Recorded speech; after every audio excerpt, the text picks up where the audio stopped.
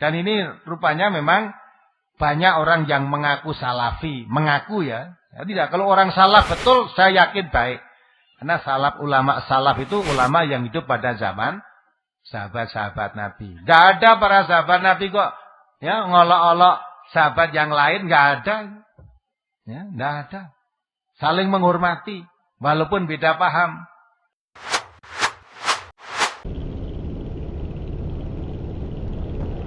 Sekarang ini sedang marak di mana-mana. Ini perlu saya bacakan SMS kepada saudara karena ini rupanya orang bingung. Bingung. Halo Ustaz Sukino, Assalamualaikum warahmatullahi wabarakatuh. Taqabbalallahu minna wa minkum. Ustaz, saya pendengar setia MTA FM. Mulai ngaji mung pendengar ya bingung ini nih. Saya mau tanya Ustaz, ini ada masalah Ustaz. Apakah yang dimaksud salafiyah itu Ustaz? Saya tadi kedatangan teman yang mereka mengaku salafi. Mereka mengatakan kalau ajaran MTA itu menyimpang. Dan mereka katakan kalau Ustadz itu sebenarnya tahu ilmunya, tapi pemahamannya Ustadz selewengkan. Sebagai wujud tabayun saya tanyakan pada Ustadz, apakah itu benar Ustadz? Karena hati saya mulai risau dengan perkataan mereka itu. Yang intinya merasa merekalah yang paling benar, yaitu salafi. Yang tidak sepaham mereka anggap salah. Gimana nanggapi teman seperti itu Ustaz? Mula nek ngaji reneo aja ning omah. Nek ngrungokke di rumah riso, enek wong ngomong ngono riso, gitu. Bisa tak jawab kemarin tak jawab. Nah, nanggapi orang semacam itu tokno wae. Dijarkan saja. Ya. Itu orang yang mengaku dirinya paling benar itu dia tidak paham Quran. Quran itu mengatakan ya, wala tuzakku anfusakum huwa a'lamu bimani taqo. Jangan kamu merasa dirimu suci. Sesungguhnya Allah yang paling mengetahui siapa yang bertakwa. Nabi aja tidak tahu kok. Yang bertakwa itu siapa? Nabi mengatakan at-taqwa hahuna sambil menunjuk di dadanya 3 kali. Takwa itu di dalam hati sini. Maka orang tidak bisa mengerti takwa. Jangan dikira orang yang bertakwa itu yang pakai jubah, pakai sorban, pakai... Jangan. Nek rambutnya gondrong itu jangan dikira bukan takwa. Ya. Tidak begitu. Rambutnya gondrong, pakaiannya ngecus pakai kacamata riben. Wah, kuwi gali gitu tuh wong takwa kuwi. Ya. Keliru kowe, nek wong delok pakaian kamu tertipu. Wong Nabi aja mengatakan takwa itu di dalam hati sini. Enggak bisa dilihat dari pakaiannya, enggak bisa. Enggak bisa. Nah, maka itu biar kalau orang mengatakan itu tidak usah ditanggapi. Dan ini rupanya memang banyak orang yang mengaku salafi. Mengaku ya. Tidak, kalau orang salaf betul saya yakin baik. Karena ulama salaf itu ulama yang hidup pada zaman sahabat-sahabat Nabi. Tidak ada para sahabat Nabi kok ya ngolok-olok sahabat yang lain. Tidak ada. Ya, tidak ada. Saling menghormati. Walaupun beda paham. Abu Bakar, Umar, Utsman, apa dikira sepaham? Zaman Nabi masih hidup untuk mengatasi perang Badar itu pun Abu Bakar dengan Umar lain. Kalau Abu Bakar mengusulkan supaya ditebusi, kalau Umar mengusulkan supaya dibunuh semua tawanan Badar itu. Berbeda paham, tapi saling menghormati, tidak menghina. Ya. Dan paham-paham yang lain, Imam Syafi'i, Imam Maliki juga begitu. Ya, berbeda paham juga. Ya, tetapi tidak ada ejek-mengejek lah. Salafi yang mengaku salafi tadi sukanya mengejek-ejek. Kasihan orang semacam ini. Dia merasa kalau dirinya merasa suci, yang lain merasa salah. Saat itulah dia berbuat kesombongan. Karena sombong itu kata Nabi, batarul haq wa ghamtun nas. Menolak kebenaran dan merendahkan manusia. Dirinya yang merasa paling benar, yang lain salah. Dirinya yang merasa paling baik, yang lain salah. Dirinya yang merasa akan menempati surga sendiri, yang lain masuk neraka. Kalau orang mengatakan dirinya paling benar kan berarti wong surga iki ngene wong bener. Hasil olah dirinya ning swarga. Di surga yang luasnya seluas langit dan bumi dinggoni wong kuwi tok. Apa ora kelonggaran iso? Sia-sia no Allah gawe surga luasnya seluas langit dan bumi tinggoni wong iki tok. Nah, itulah maka dibiarkan saja. Ya, itu kita hanya karena masalah beda paham, beda pendapat dan sebagainya, itu jangan kita sampai begitu. Masih ada lagi nih sambungannya. Bahkan Ustaz, dulu ketika masih sekolah, kan di sekolah ada kajian rutin. Setelah mereka datang,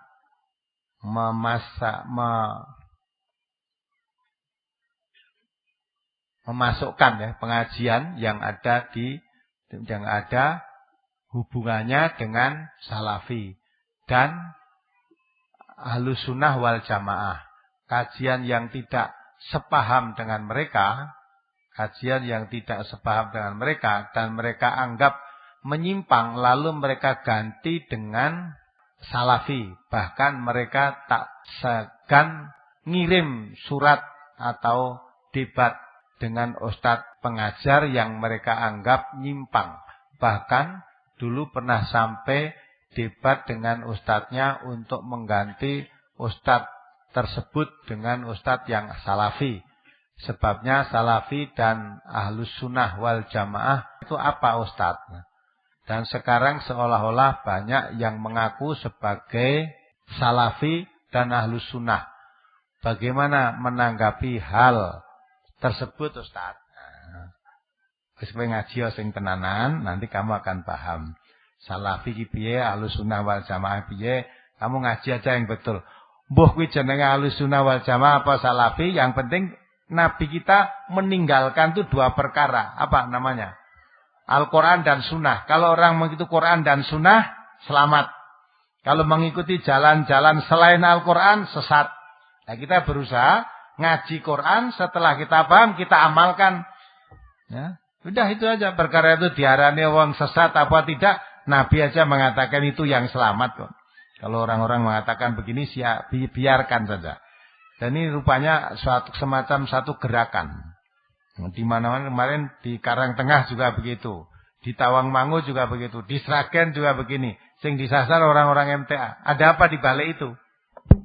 Ya. Maka dari itu kita tidak usah hiraukan. Ngaji tetap ngaji terus. Lah kalau kamu ngaji di MTA ragu mau ikut itu yang mengatakan salafi tadi, ikut toh dia. Aku ya ora kelangan kowe kok. Rene sing ngundang ya sapa teko dhewe. Ya. Tapi ingat di dalam surat Al-Furqan coba dibaca. Surat Al-Furqan ayat 27 sampai 30. Maka orangnya aja sok ngaku bener sendiri. Ya. Apakah MTA paling benar? Tidak. Tidak. Justru dakwah lewat MTA tok tidak cukup. Ya. Maka kita saling menghormati. Berbeda paham, berbeda langkah. Kitab sucinya sama, nabinya sama, kiblatnya sama, perkara pahamnya berbeda, saling menghormati. Ayo dibaca surat Al-Furqan. Surat Al-Furqan surat ke-25 ayat 27 sampai dengan 30. Wa yauma ya'udzu dzalimu ala yadayhi yaqulu ya laitani ittakhadtu ma'ar rasuli sabila ya wailata laitani lam attakhid fulanan khalila laqad adallani 'ani dzikri ba'da idja'ani wa kana asyaitanu lil insani khadula wa qala ar-rasulu ya rabbi inna qaumi ittakhadhu hadzal qur'ana mahjura. Dan ingatlah hari ketika itu orang-orang zalim menggigit dua tangannya seraya berkata, aduhai kiranya dulu aku mengambil jalan bersama Rasul. Kecelakaan besarlah bagiku. Kiranya aku dulu tidak menjadikan si fulan itu teman akrabku. Sesungguhnya dia telah menyesatkan aku dari Al-Quran. Sesudah Al-Quran itu telah datang kepadaku. Dan adalah syaitan itu tidak mau menolong manusia. Ya. Ingat ya ini, ayat ini menjelaskan. Jadi orang ini sudah menerima Al-Quran. Sudah kedatangan Al-Quran. Sudah ngaji Al-Quran. kemudian dibujuk oleh kawan akrabnya. Jangan ngaji, jangan mempelajari Al-Quran itu. Dibujuk oleh kawan akrabnya. Kemudian dia mau tinggalkan kajian Al-Quran itu. Nah nanti di hadapan Allah dia akan menyesal. Maka digambarkan seolah-olah dia menggigit dua jarinya, menggigit dua tangannya, menggigit jari, tanda penyesalan. Wa yauma ya'adudz zalimu ala yadayhi. Menggigit dua tangannya sambil berkata, yaqulu ya laitani takhadtu mar rasuli sabila. Aduh, celaka kok. Andai kata saya dulu tetap mengikuti jalan bersama Rasul. Mengikuti jalannya yang dituntun oleh Rasulullah. Tidak seperti ini. Tapi celaka kok ya. Mengapa saya dulu mengikuti Rasul? Baik-baik ngaji Al-Quran, mengikuti tuntunan Rasulullah kita tinggalkan. Karena mengikuti teman akrabnya tadi. Ya wailata laitani lam attakhid fulanan khalila. Kecelakaan besarlah bagiku. Ya. Andai kata saya begini, saya karena apa? Menjadikan si fulan itu jadi teman akrabku. Andai kata teman akrabku bukan si fulan itu, saya mengikuti Rasul, saya selamat. Tapi celaka. Ya. Saya menjadikan si fulan itu jadi teman akrabku. Ternyata teman akrab yang saya ikuti tadi, sungguh laqad adzallani ani dzikri ba'da idja'ani.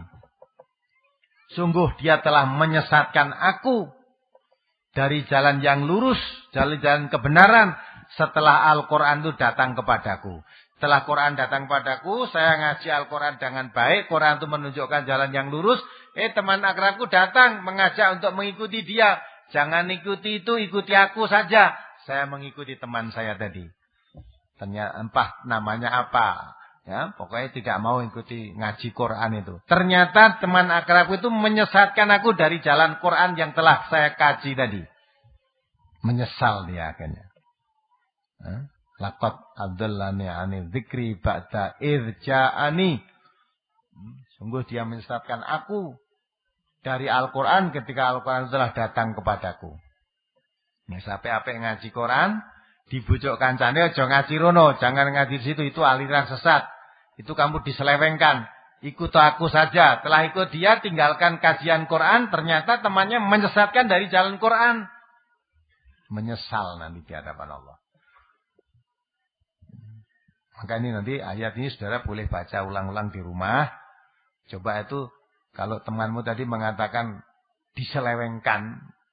Saya selewengkan. Itu coba dibaca sendiri, dipahami. Tafsirnya dibaca. Nanti tak selewengkan apa tidak. Terus tadi surat Az-Zumar 61 ya. Juga tadi surat Al-Baqarah 80. Itu yang surga neraka tadi, neraka beberapa hari tadi coba dikaji betul nanti tak selewengkan apa tidak. Masa sekian banyak, ini banyak sarjana, banyak dosen, ada dokter, ada masa tak selewengkan manut saja. Bisa dikaji sendiri Qur'annya nanti dibaca di rumah. Kalau tidak paham dengan keterangan saya, kamu baca keterangan dalam tafsir-tafsir. Seperti yang di neraka nanti akan terus tidak masuk surga sebelum ada unta masuk lubang jarum. Kamu baca nanti tafsir fi dhilalil Quran. Kamu baca di sana. Fi dhilalil Quran nanti akan menerangkan ayat itu coba. Assalamualaikum warahmatullahi wabarakatuh. Saya mau menyambung dari keterangan Ustaz tadi. Saya perkenalkan, nama saya Bapak Kamto dari Mantung. Oh, Mantung ya. Kebetulan mungkin jamaah saya yang paling komplit dari jamaah mana saja. Kebetulan ada jamaah Salafi, Pak. Oh ya. Jadi saya akan sedikit menyambung apa yang disampaikan Ustaz tadi. Kebetulan saya jadi RT dan yang wilayah saya itu yang ikut Salafi itu 2 orang. Ya. Dan sebelah saya itu mandar bosnya namanya Bapak Mirdad itu bos Ahuroba itu. Kalau bapak-bapak belum tahu, dari Konimek itu ke selatan nanti ada SMP 2, timurnya ada rumah tingkat 3 itu jualan madu segala macam itu, saya di sebelahnya situ. Saya kebetulan itu badminton ataupun bergabung sehariannya itu bersamaan dan jamaah pun bersama. Saya akan menyambung dari Ustaz tadi bahwasanya ada salafi yang menyampaikan kayak gitu, kami anggap itu salafi gadungan, Pak. Nah, betul. Betul sekali, maksudnya asrama Jas di sebelah kampung kami dan warganya banget bagus sekali.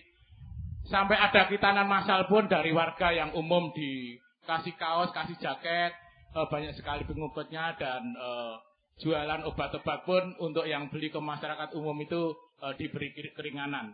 Jadi bapak-bapak mungkin bukannya saya promosi bisa datang ke sana dari Konimek itu timur Konimek ke selatan Bablas nanti ada SMP 2 timurnya ada rumah tingkat 3 itu tulisannya Aguroba itu bosnya namanya Bapak Mirdad itu kalau badminton saya bersamaan itu seminggu 3 kali di Gedung Cemani bosnya itu tadi warga yang mau ikut itu ndak bayar di bos itu semua jadi itulah ketuanya jadi saya anggap bahwasanya salafi untuk di wilayah kami sangat bagus sekali dan masjidnya kalau Bapak belum tahu dari timur Konimek itu ada masjid tingkat itu untuk jamaahnya salafi.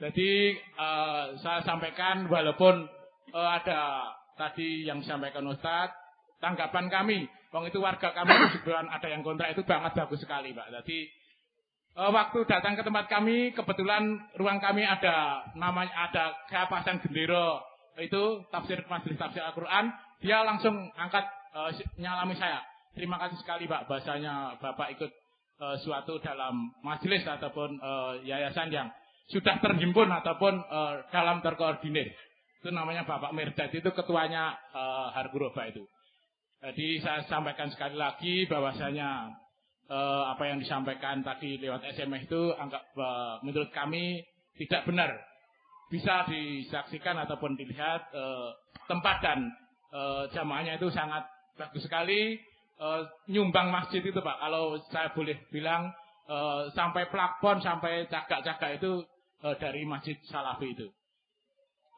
sedikit sekali yang saya sampaikan dan kebetulan di jamaah kami saya pengurus masjid ada jamaah yang menyampaikan bahwasanya ada disunahkan yang mengingut jenggot ataupun katok cingkrang itu ada yang menyampaikan itu saya sampaikan dan untuk hari berikutnya berhubung saya pengurus masjid sini saya ngisi kultum dan saya sampaikan sekali lagi untuk bapak-bapak yang tidak bisa melaksanakan atau mengikuti sunnah yang tidak mengikut jenggot ataupun katok cingkrang tidak usah kecil hati marilah kita tegakkan jamaah kita khususnya di masjid kita lingkungan kita secara rukun guyup.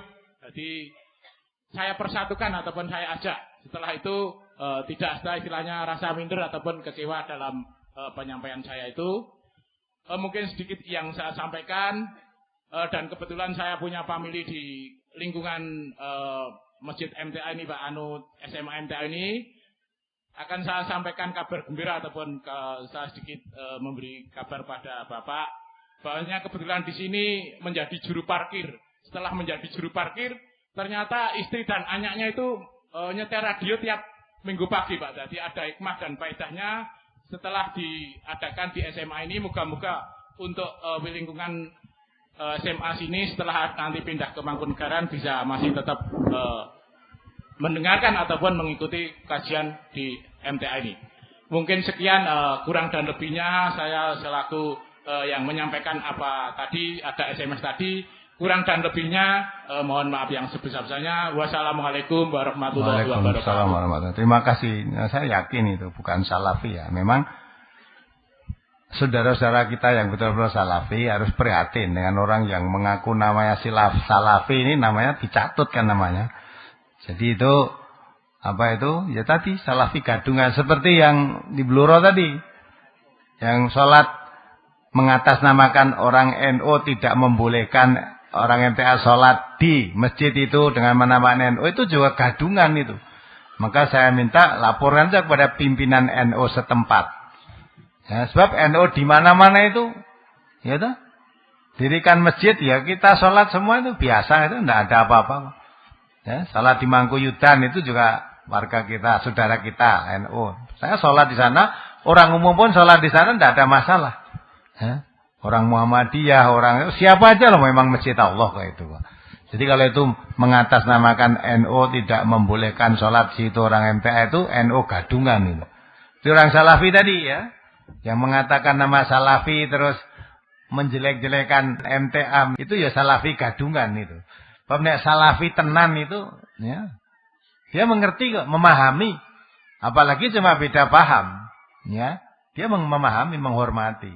Bagi masalah celana cingkrang, jenggot barang di MTA bukannya tidak tahu sejak dulu sudah dibahas ya dah. Hanya kita tidak warga MTA pakai cakar cingkrang silahkan. Warga MTA yang jenggotan pirang-pirang. Kita enggak pernah membahas. Ya, memang jenggotan ya boleh, tidak ya boleh, cingkrang ya boleh, tidak ya boleh. Kita enggak perlu bahas itu. Ya, silahkan saja. Nah, terkecuali kalau kamu nanti terus menjelek-jelekan yang tidak cingkrang, menjelek-jelekan yang tidak jenggoten. Nah, itu baru diluruskan. Nah, tapi antara kita sesama ya, saudara kita beda paham, beda pendapat itu tidak masalah, saling menghormati. Nah, maka itu pengajian MTA ini juga boleh diikuti siapa saja. Maka tolong nanti kalau ya, siapa Pak Mirdad tadi kalau barangkali mendengarkan bahwa radio MTA sekarang ini bukan kami mengatakan salafi yang jelek, tapi saya sependapat dengan kata saudara tadi yang memberikan menanyakan yang mereka lewat SMS ini tadi mengatakan mengatasnamakan salafi, itu saya sependapat kalau itu salafi gadungan itu. Maka saudara yang tanya ini ya, kalau ketemu orang itu tadi menanyakan hal atau seperti itu tadi, tidak usah dihiraukan, tinggal pergi saja. Maka saya tanda tanya, bisa jadi itu memang sengaja orang dari luar ya, ingin merusak, mengadu domba umat Islam ya, dengan memakai kedok Islam, masuk ke tengah-tengah umat Islam, mengadu antara Muhammadiyah dengan Salafi, kan? MTA dengan Salafi. Nah nanti kalau terjadi bentrok atau berselisih, dia merasa senang, maka orang Islam jangan mudah terpancing. Jangan mudah terpancing. Tetap dijaga ukhuwah, rapatkan ukhuwah Islamiyah ini. Dengan usaha-usaha orang yang sengaja itu kalau dituruti ya, itu nanti akan menjadikan pecah belah. Umat Islam akan ya, terjadi perselisihan yang tidak ada untungnya sama sekali, hanya adu domba oleh setan-setan yang sengaja bikin rusak ini. Memang Nabi kita mengatakan iblis atau setan itu berputus asa untuk menjadikan orang-orang soleh menyembah setan atau menyembah iblis. Tetapi setan tidak putus asa, akan selalu berusaha mengadu domba sesama orang Islam. Sama orang Islam terus diadu terus, biar bentrok, biar berselisih. Kalau menjadikan orang Islam untuk nyembah setan, nyembah patung, nyembah itu sudah susah. Tapi mengadu domba ini yang kadang-kadang tidak diwaspadai. Apalagi ini menjelang pemilu. Ya, itu setan-setan akan bergentayangan masuk sana, masuk sini untuk mengadu domba orang Islam supaya terjadi perselisihan. Maka saudara-saudara kita yang berkecimpung di partai politik, jangan mudah terpancing, terhasut oleh rekadaya setan dalam mengadu domba ini. Tawarkan dagangan saudara, partai saudara untuk meraih pembeli sebanyak-banyaknya tanpa mencela dagangan orang lain. Sama-sama berkampanye, meraih massa sebanyak-banyaknya, tetapi tidak menghilangkan rasa ukhuwah sesama muslim adalah saudara kita. Saya rasa cukup sekian. Mari kita akhiri.